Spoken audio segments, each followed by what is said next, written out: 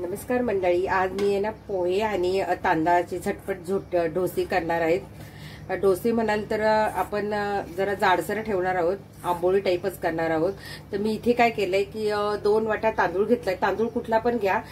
2 वाट्या तांदूळ एक भिजेपर्यंत म्हणजे 5-6 तास भिजत ठेवलाय आणि त्याच्यानंतर तो वाटला आणि त्याच्यामध्ये थोडेसे आपण भिजवलेले पोहे अर्धी वाटी घ्यायचे आणि भिजवलेले पोहे सुद्धा आपण तांदळाबरोबर वाटून घ्यायचे. थोडेसे मेथीचे दाणे पण तुम्ही तांदूळ भिजवताना त्याच्यामध्ये पाण्यातच टाकायचे, म्हणजे ते पण छान भिजतात. आणि अशा प्रकारे आपण पीठ आंबवलं वगैरे नाहीये, डायरेक्ट आपण वाटून घेतलेलं आहे. तुम्हाला आंबवायचं तर पीठ आंबवू शकता. आता याच्यात आपल्याला थोडासा इनो घालायचं आहे, आपल्याला पटकन करायचं आहे. फक्त आपल्याला तांदूळ भिजेपर्यंत वाट बघायची होती. तर आता इथे मी थोडंसं इनो घेतलेलं आहे, तर इनो घालते कारण आपण हे पीठ आंबवलेलं नाहीये. आणि याच्यात आपल्याला थोडंसं पाणी घालायचं आहे आणि छान याच्यात मीठ वगैरे घालून तुम्ही तुमच्या चवीनुसार मीठ वगैरे घाला. मी याच्यामध्ये काय केलंय, आधीच मी करून ठेवलं होतं. एक बारीक छोटासा कांदा पण सारणामध्ये म्हणजे वाटताना ह्या तांदळाबरोबर मी ते वाटून घेतला होता. एक बारीक कांदा, कच्चा कांदा पण मी याच्यामध्ये घातलेला आहे. आणि परत एकदा सांगते की मी 2 वाट्यात तांदूळ छान असे भिजवून घेतले 7-8 तास आणि ते नंतर डायरेक्ट मिक्सरला त्याच्यामध्ये मेथीचे दाणे पण भिजवताना टाकले होते. एक 2-3 दाणे टाकायचे आपण आणि ते सगळं मिक्सरला आपण वाटून घ्यायचे तांदूळ छान. त्याच्या आधी थोडे 5 मिनिटं आपण पोहे भिजवून धुवून त्याच्यामध्येच वाटून घ्यायचे तांदळाबरोबर. आणि अशा प्रकारे ते बॅटर झालं आहे. मीठ वगैरे चवीनुसार घालायचं. आता आपण आंबवत नाही म्हणून मी त्याच्यामध्ये इनो घातलेला आहे. तर आता आपल्याला याची छान आंबोळ्यांसारखंच करायचं आहे. तुम्हाला हवं तर डोस्यांसारखं पण पातळ करू शकता.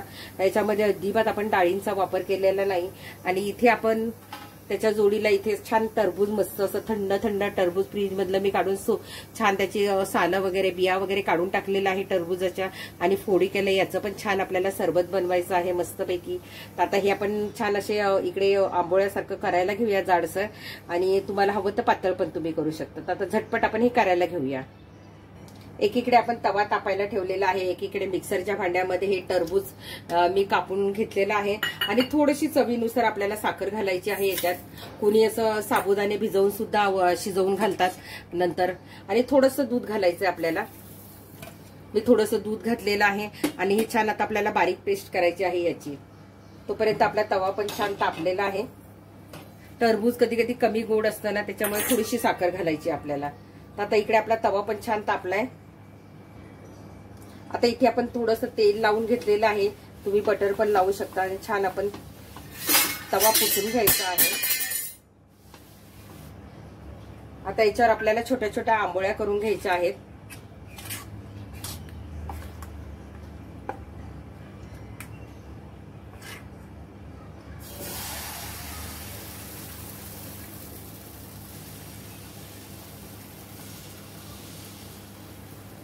आणि गॅस एकदम आपल्याला बारीक ठेवायचा आहे.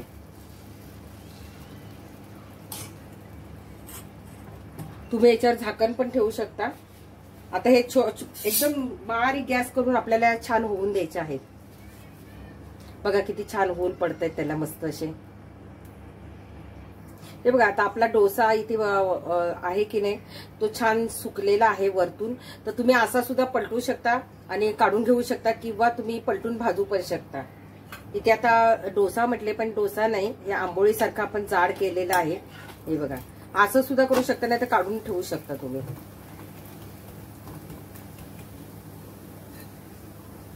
याच्यामध्ये तुम्ही हवं तर बारीक रवा घातला थोडा 2 चमचे तरी चालेल. मी याच्यामध्ये डाळीचा वापर केलेला नाहीये, फक्त तांदूळ आणि थोडी मेथीचे दाणे आणि थोड्या पोह्यांचा वापर केलेला आहे. कधीतरी जरा वेगळं खावंसं वाटतं, जास्त भाजायचं नाही खालून. आता हे आपण काढून घेऊया. आणि हे एकदम नरम होतात.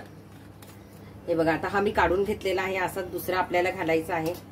आता हा मी काढून साईडला ठेवते.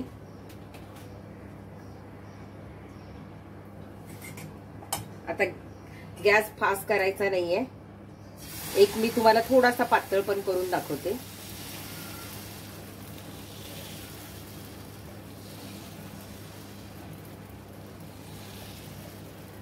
पण हे जाड जाडच छान वाटतात आंबोळ्या. आम्ही थोडासा पातळ केलेला आहे. हा जो पातळ आहे तो पण आपला छान झालेला आहे. आणि हे पटापट होतं, अगदी कमी म्हणजे तेलाची गरजच नाही. एकदा पहिला निघाला की सगळे बाकीचे आपोआप निघतात. हा छान आम्ही पातळ करून घेतलेला आहे. तुम्हाला जसं पातळ करायचे, जाड करायचे घावण्यांसारखं, तसं तुम्ही करू शकता. बघा, आणि छान नरम नरम राहतात आपले.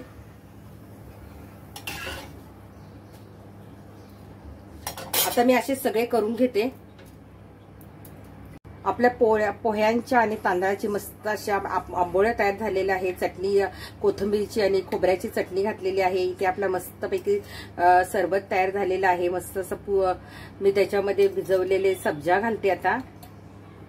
आणि नंतर आपण जे थोडेसे कापून घेतलेले टरबूज पण आपण घालायचे आहेत. हा.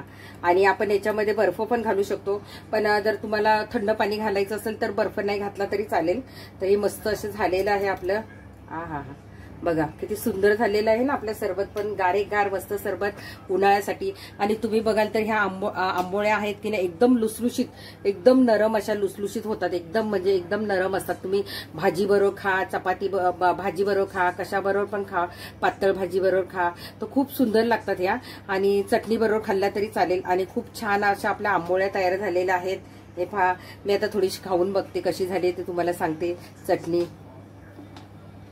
चटणी आणि आंबोळी एकदम नरम असतात, एकदम नरम असतात. आता मी हे थोडंसं खाऊन बघते. हा. खूप भारी झालेलं आहे.